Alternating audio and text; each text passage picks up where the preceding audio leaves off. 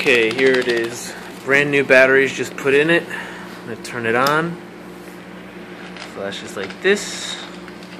Press set. We'll start to dispense food until I stop. And then I press plus. Nothing happens. Press set again. Dispense again, the number goes up, I don't know, press program, and it goes right to that. And then after that, nothing happens. There's nothing I can do, and the dog's not happy, you can hear her.